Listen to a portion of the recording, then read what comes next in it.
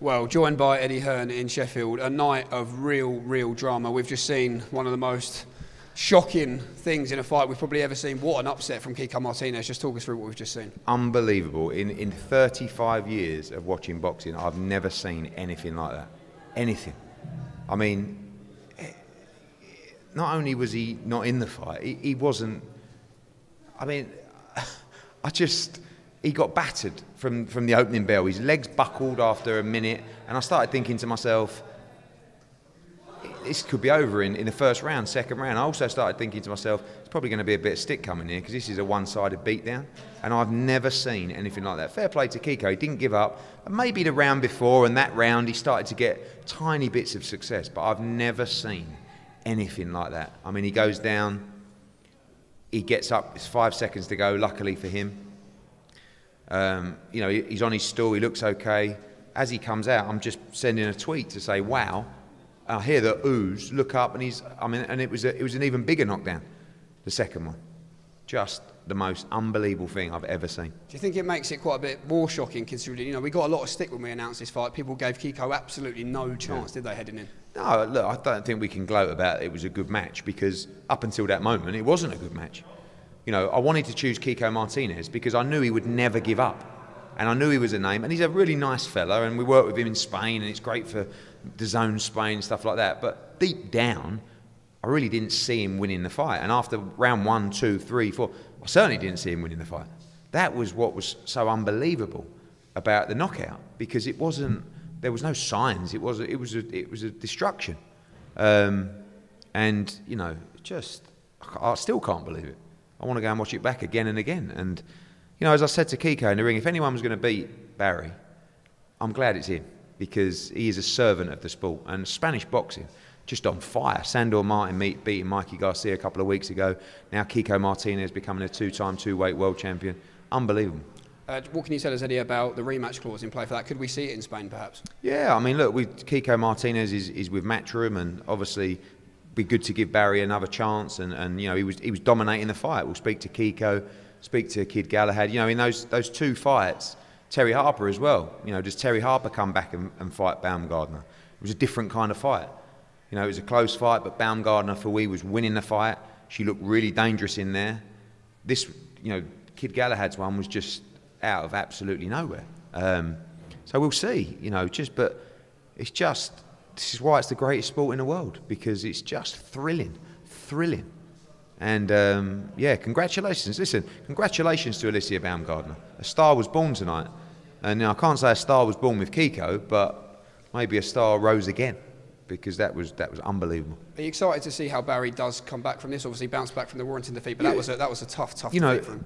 Kid Galahad is always up against it. He doesn't have a style that's, you know, going to thrill you every time, but he's really, really good, right? And he was really good tonight. You know, the switch hitting, the clever bits that you might not always see on TV, the standing on the foot, the holding on the inside, the shoving with the shoulder.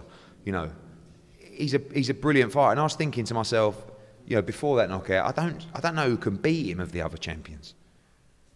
And, you know, I'm just absolutely shell-shocked. Just talk us through Harper-Baumgardner, because we knew this was a tough fight for Terri, especially considering the layoff, but talk us through from what we saw. Yeah, I mean, as I said this week, you know, I thought a ballsy move by Steffi to accept that fight.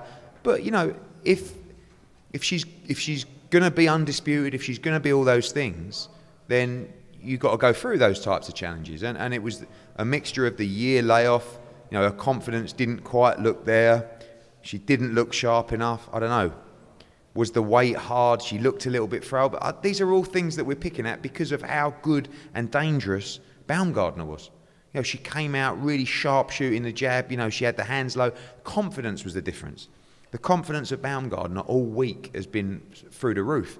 And Terri, we know that, you know, she lacks a little bit of confidence. And, you know, and sometimes, you know, I spoke to someone tonight from their team, said we've really been trying to get in her head this week. And I think you saw that at the weigh-in yesterday. Did that have an effect? I don't know.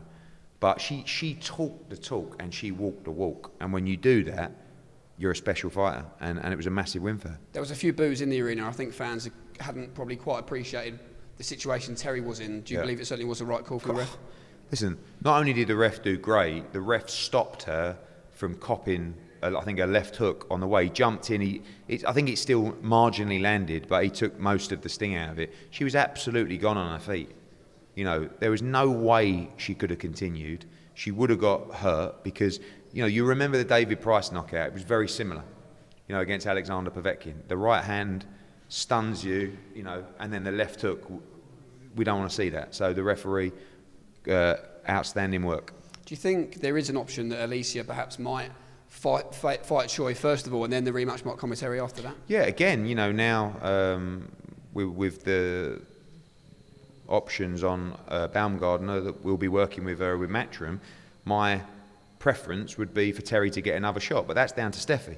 They've got that if they want it, but maybe she moves to lightweight. Maybe she has a comeback fight first, you know, and she fights Choi. Or, I mean, look, all of a sudden Baumgardner against Mayer is a massive All-American. I don't know, but, you know, my priority is making sure that Terri's all right and deciding what she wants to do with Steffi. Absolutely. Let's just talk through a couple of other fights on the card tonight. Chris Billam-Smith, what were your thoughts on that fight and his performance? Yeah, decent performance. I mean, it was, you know, Breguian survived extremely well, you know, after the early rounds. He got beaten up, and by the way, fair play to him.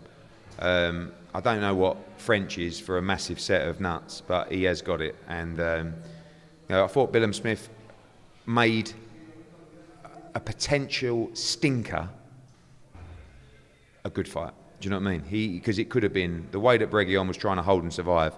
If you don't keep working on the inside, if you don't push him off, if you don't take chances, if you don't keep punching on the inside, the fight can get really boring. But Chris didn't allow it to. And, you know, I think one more, maybe two more at European level. Fabio Turchi is the mandatory. Tommy McCarthy rematch.